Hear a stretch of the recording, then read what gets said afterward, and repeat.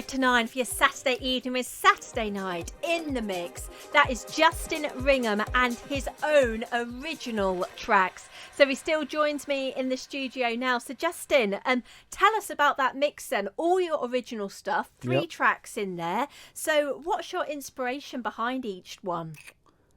There's no real main inspiration. I'll just start with a basic idea. I'll either start, say, creating a beat or a synth line and just build from there. I mean, I've got endless amounts of projects on my computer. A lot of it sounds absolutely awful because I'll just sit there noodling away, but some stuff works, and if it clicks in my head and I can picture a track, I'll just go from there. And you seem very kind of laid back about the whole thing. So do you have sort of like a go-to place where you, I'm like physical or even mental really, where you take yourself to get you in that sort of frame of mind to put a track together? I've set myself up to make life easy for myself, a basic project of things I need to try and write a track, and then it's just noodle away, see what works, see what doesn't, but it's experiment. Don't be afraid to experiment and see what you like the sound of. So I love that word, noodling away. Yeah. I've never heard it before until tonight. And you've said it quite a few times. So how long does it take you then to get from sort of like an idea to an actual produced track? I can have one done in an evening. Really? If the idea comes to me that well and I'm working well, I can have it done in probably about 5-6 hours.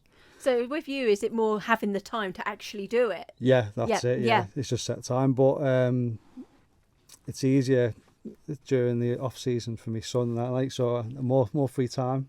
Yes, because your son is an avid football player, isn't he? Up in the island. So as he's obviously a bit older and things like that now, it gives me a bit more time to take time to do stuff for myself. So. And he's not fancying a career down the line of music or DJing himself? No, he's the polar opposite. It's like, oh, Dad, you're so embarrassing. Yes, most definitely, yeah. Okay, so those 3 tracks there, obviously all had vocals on. So how do you go about getting the vocals? Do you know who they are, or how does this work? No, it's just from a vocal sample website called Splice. Subscribe there every month there, and you get a certain amount of download credits for different like samples and things like that there. So it's just a matter of I'll build a track and then just try and find a vocal that'll fit around that key of the track. And so it's just trial and error, really. Yeah, exactly. Yeah. See what works, see what doesn't. Great. And do they actually have names, your tracks? They do. Right. So what are their names? The first one was called.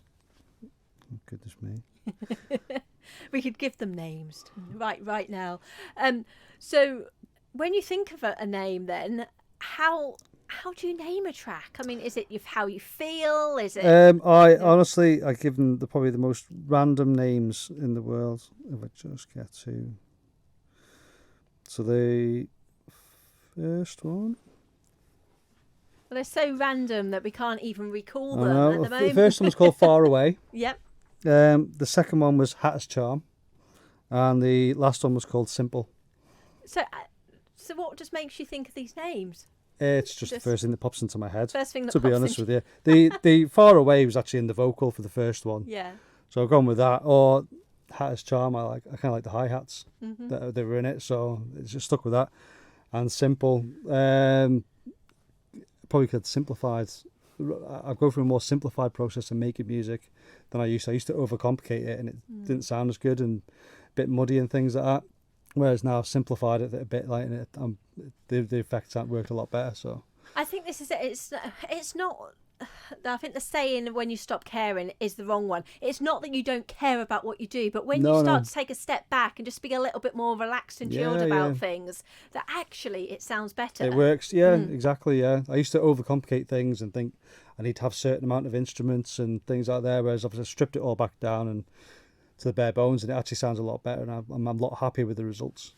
So for people out there that want to listen to your tracks that you've put together, how can they go about doing that? They are on my SoundCloud. I just have to unprivate them and share them. I'm in a few musical groups, so there's a first couple course, I'll write a track and I'll send it to them, and they'll give you some feedback on what, is anything I need to change, or is anything wrong with the mix and things like that. So most of my tracks are sort of in the process of working with that there, and then once I'm happy with them, I'll stick them on SoundCloud, and then I'll take it from there then.